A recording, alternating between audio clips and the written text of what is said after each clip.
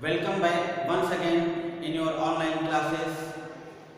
आज हम अपनी कक्षा में अंग्रेजी ग्रामर की पुस्तक के अंतर्गत जो ट्रांसलेशन पार्ट है उसमें से आगे के चैप्टर के विषय में अध्ययन करेंगे। हमारा आगे का जो अगला चैप्टर है वह है फ्यूचर इंडेफिनिट टेंस। तो आइए हम देखते हैं फ्यूचर इंडेफिनिट टेंस।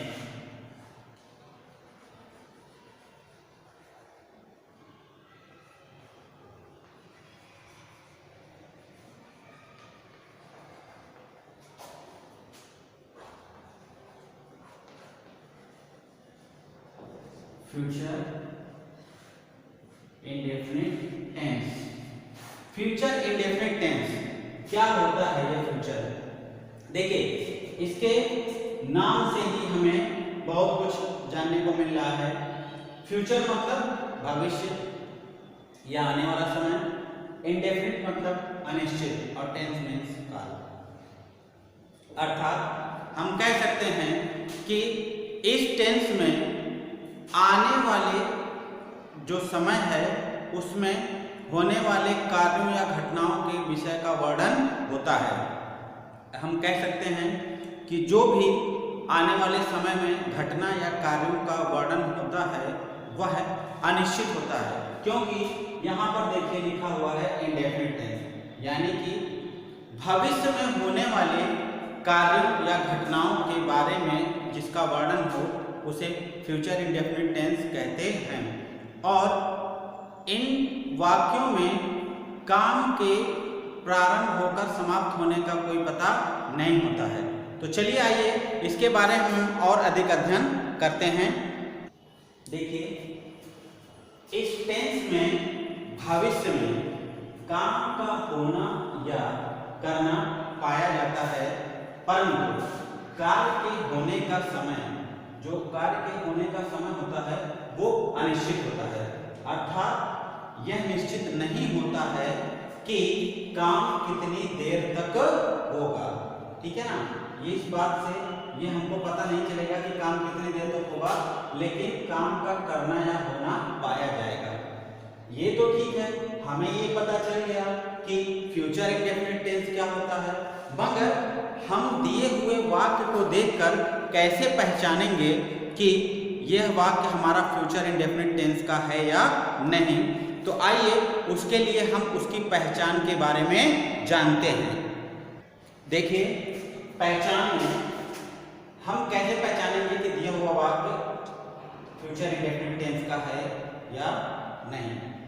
तो जो भी इस प्रकार के आपको हिंदी वाक्य मिलेंगे उनमें जो हिंदी वाक्यों में क्रिया के अंत में गा, गी, गे आदि दिया होगा।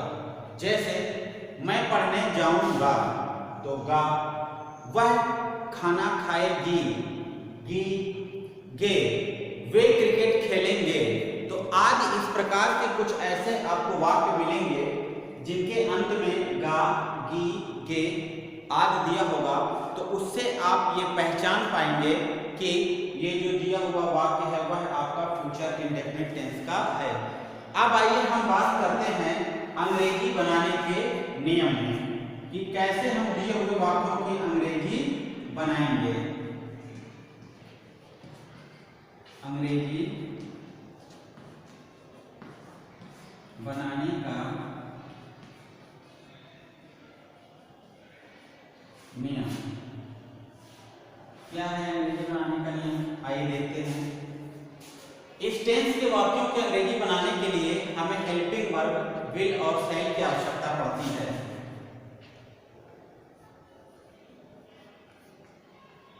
इन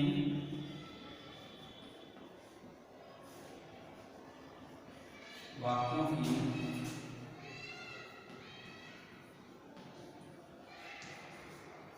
अंग्रेजी बनाने के लिए इन वाक्यों की अंग्रेजी बनाने के लिए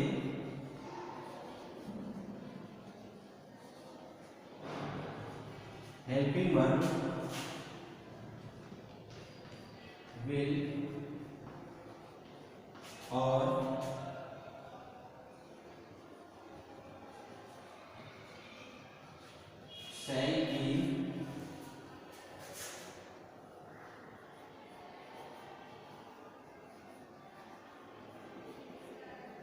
आवश्यकता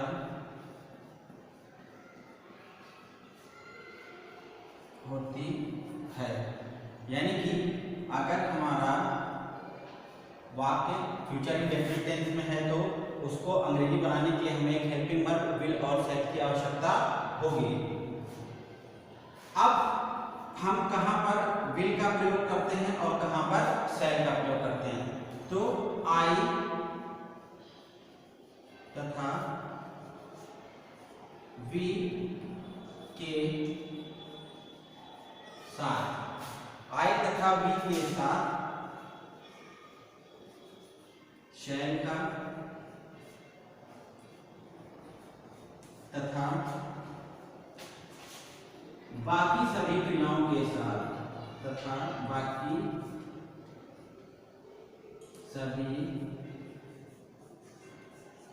क्रिया नहीं कर्ताओं के साथ बाकी सभी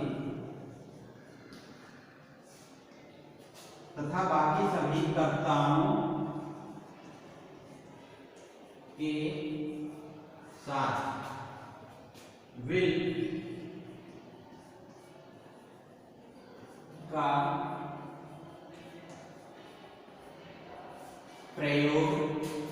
विल का प्रयोग करते हैं। आई तथा वी के साथ सेल तथा बाकी सभी कर्ताओं के साथ हम विल का प्रयोग करते हैं। नकारात्मक वाक्यों में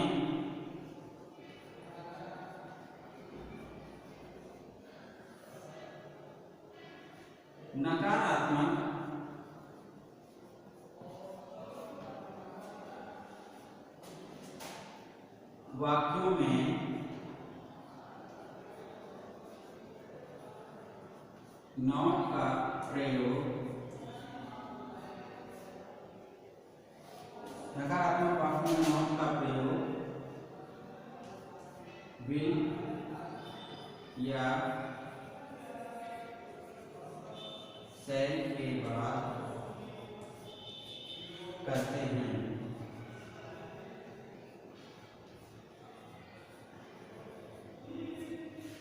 विल या सेल के बाद करते हैं। सभी कर्ताओं के साथ क्रिया की फर्स्ट फॉर्म का प्रयोग करते हैं।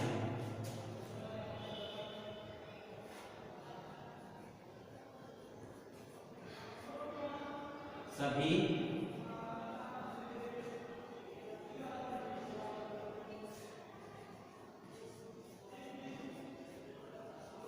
कर्ताओं के साथ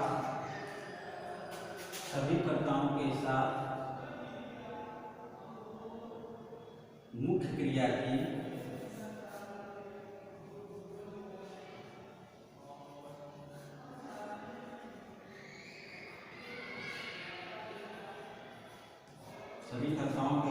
मुख्य क्रिया की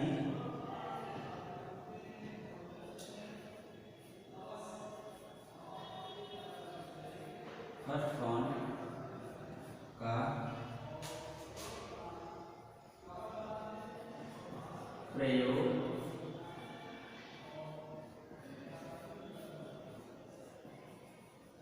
करते हैं। यानी कि कर्ता चाहे कोई भी हो, एक वचन हो या बहुवचन हो, सभी कर्ताओं के साथ हम क्रिया की फर्स्ट फॉर्म का ही प्रयोग करते हैं। तो इस प्रकार आपने फ्यूचर इंडेफिनिट टेंस के बारे में जाना कि क्या होता है, कैसे हम पहचानेंगे कि फ्यूचर इंडेफिनिट टेंस का वाक्य दिया हुआ है, फिर उसके बाद अंग्रेजी बनाने में हम किन किन चीज़ों का इस्तेमाल करते हैं उसके लिए हमने इसमें जाना।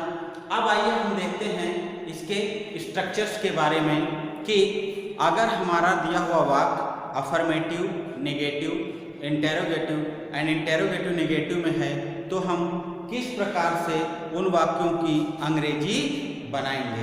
हम देखते हैं स्ट्रक्चर्स को कि कैसे हम इसका फार्मूला बनाते हैं।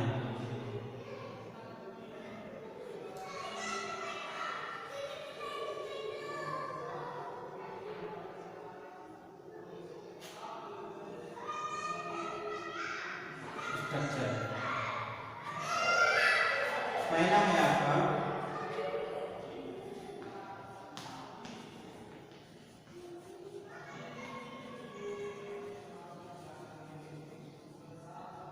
अफर्मेटिव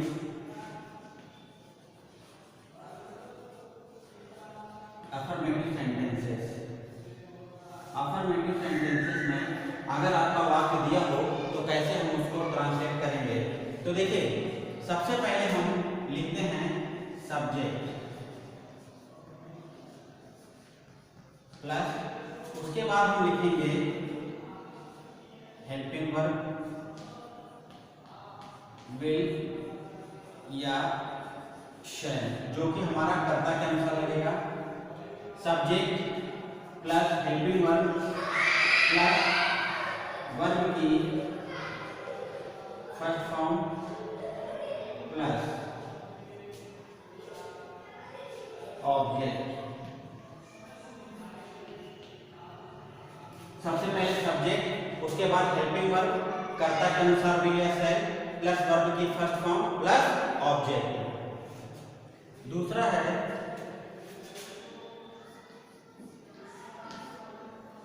निगेटिव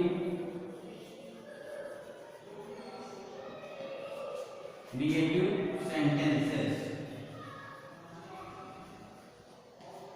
निगेटिव सेंटेंसेस, इसमें हम हेल्पिंग वर्ब के बाद नॉट का प्रयोग करते हैं। जैसे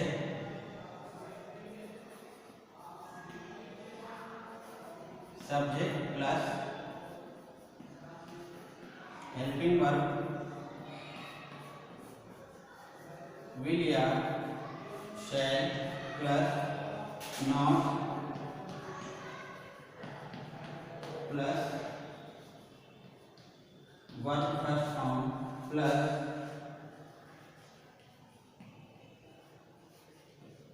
ऑब्जेक्ट। यानी कि जो हेल्पिंग वर्ब है हमारा, उसके बाद हम नॉट का प्रयोग कर देंगे। वहीं पर अब हमारा तीसरा आता है interrogative and negative sentences. Sorry, interrogative,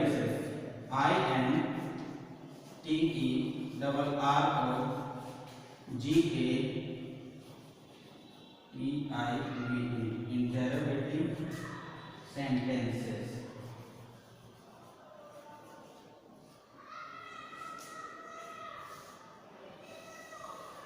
interrogative sentences ये दो तरीके से बनता है।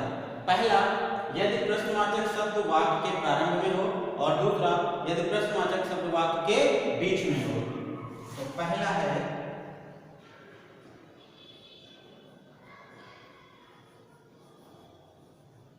यदि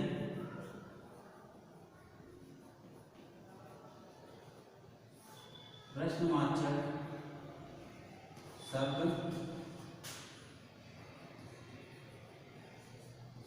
वाक्य के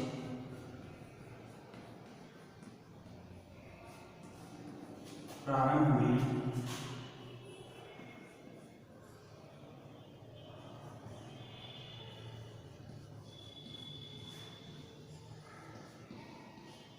दिया हो, तो यदि प्रश्नवाचक शब्द वाक्य के प्रारंभ में दिया होगा तो उसके लिए हम सबसे पहले helping verb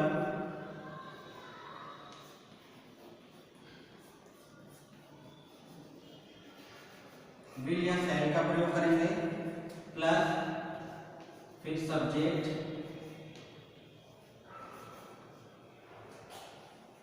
plus verb first form plus object plus question mark. यानी कि सबसे पहले हेल्पिंग वर्ब, कर्ता के अनुसार विल या शैल, फिर उसके बाद सब्जेक्ट, फिर वर्ब की फर्स्ट फॉर्म और उसके बाद ऑब्जेक्ट। और वहीं दूसरा है यदि प्रश्नवाचक शब्द वाक्य के बीच में दिया हो।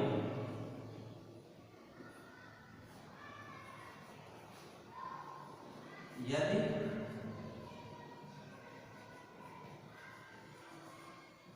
प्रश्नवाचक शब्द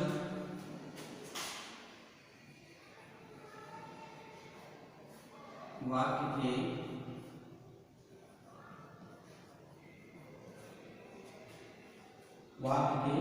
बीच में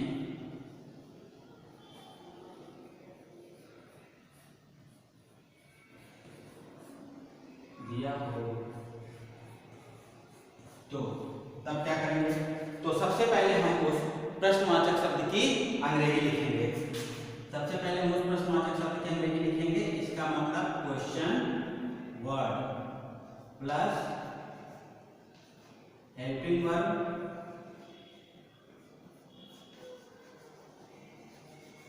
will या shall plus subject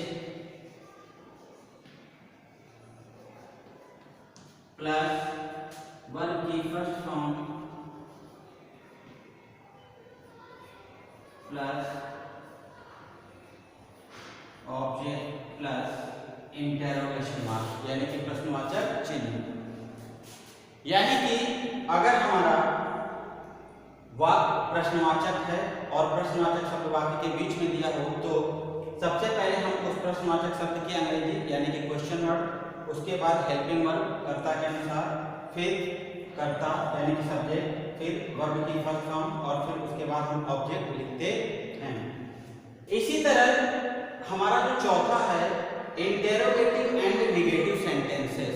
interrogative and negative sentences में हम सिर्फ थोड़ा सा बदलाव करते हैं और वो क्या बदलाव है कि यदि हमारा दिया हुआ वाक्य प्रश्नवाचक है और नकारात्मक है, प्रश्नवाचक और नकारात्मक दोनों है, तो जो नॉट का प्रयोग है वो हम सब्जेक्ट के बाद करते हैं।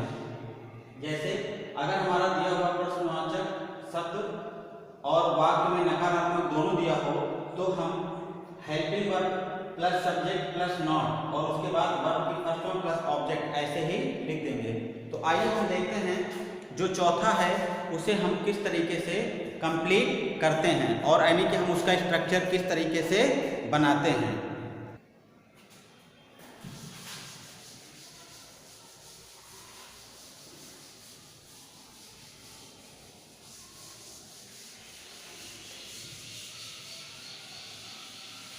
जो फोर्थ है आपका वो है interrogative and negative sentences B.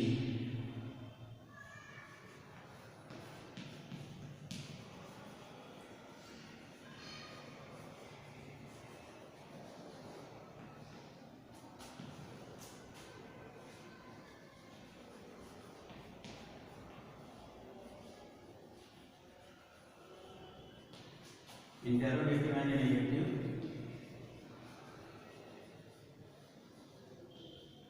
Sentences. जैसा कि मैंने आपको बताया इसमें ज्यादा चेंजेस नहीं करते हैं, सेम उसी तरीके से 1 एंड 2 यदि प्रश्नवाचक शब्द वाक्य के प्रारंभ में दिया हो और कैसा हो नकारात्मक हो तो उस केस में और दूसरे केस में हम कैसे बनाएंगे, थोड़े से चेंजेस करते हैं बस। हेल्पिंग वर्ब ऐसे ही लिखेंगे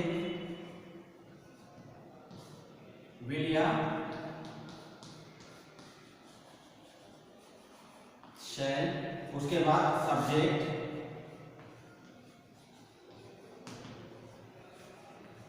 प्लस, अब इसके बाद हम यहां पर नॉट का प्रयोग करेंगे, नॉट प्लस वर्ब की फर्स्ट फॉर्म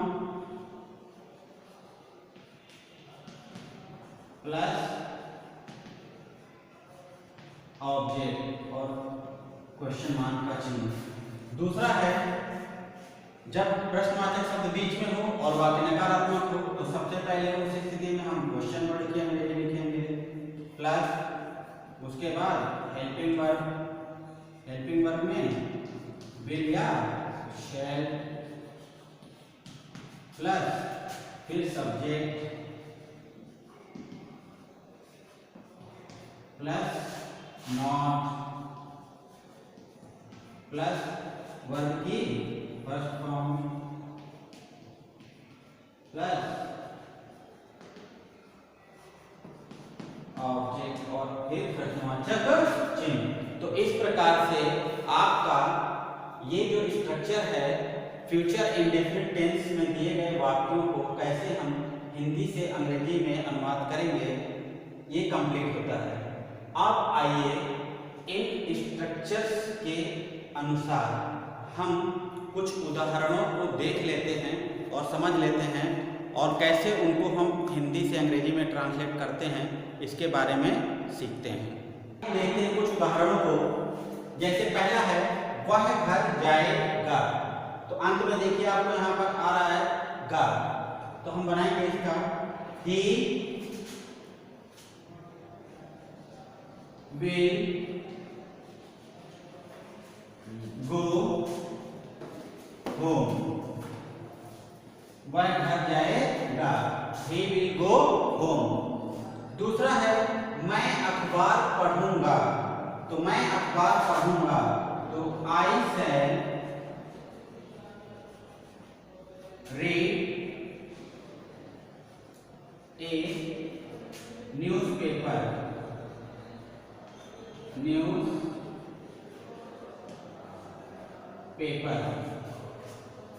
अगला है हम दूध नहीं पिएंगे, हम दूध नहीं पिएंगे, तो वी आपका हम के लिए लिखेंगे वी और आई और वी के साथ हम सेल लिखते हैं, तो वी सेल, चूंकि नकारात्मक है तो लिखेंगे not, we shall not drink, we shall not drink the milk, we shall not drink the milk, हम दूध नहीं पिएंगे। अगला है क्या तुम अपना पाठ याद करोगे, तो देखिए यहाँ पर क्या लिखा है। सबसे पहले तो ये जो वाक्य है ये प्रश्नवाचक शब्द से स्टार्ट हो रहा है, तो इसलिए हम सबसे पहले इस प्रश्नवाचक शब्द के लिए विल या शैल का प्रयोग करेंगे। तो क्या तुम, तो तुम के लिए जो सब्जेक्ट है वो यू, तो यू के लिए हम लिखते हैं आपका विल, तो will you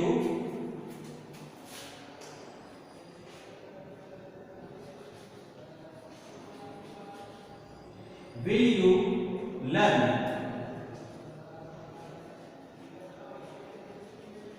will you learn your lesson, और क्वेश्चन मार्क का चिन्ह।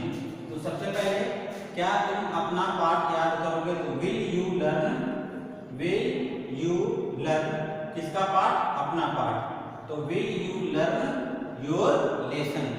अगला है वे अब क्या करेंगे, तो देखिए क्या शब्द जो है ये बीच में आया है, तो इस प्रकार के जो प्रश्नवाचक वाक्य हैं उसमें हम सबसे पहले उन प्रश्नवाचक शब्दों की अंग्रेजी लिखते हैं जो बीच में हो, तो यानी कि क्या, तो सबसे पहले हम लिखेंगे व्हाट, अब करता है यहाँ पर वे अर्थात दे, तो दे के साथ हम विल लगाएंगे, तो यहाँ लिखेंगे हम व्हाट विल दे, अब करेंगे व्हाट विल दे डू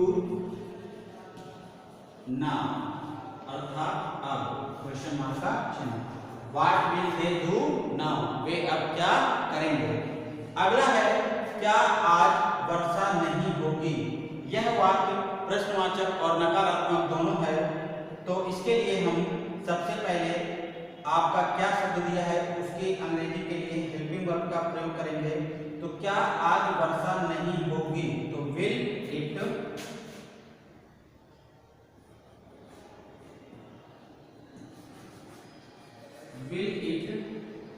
अब नकारात्मक है तो not, will it not rain today, will it not rain today, क्या आज वर्षा नहीं होगी। तो प्यारे बच्चों इस प्रकार आपका ये जो फ्यूचर इंडेफिनिट टेंस था वो यहीं पर समाप्त होता है। और अधिक अभ्यास के लिए आप अपनी पुस्तक में दी गई जो एक्सरसाइजेस हैं उनको सॉल्व करें और उनसे अधिक से अधिक सीखने का प्रयास करें।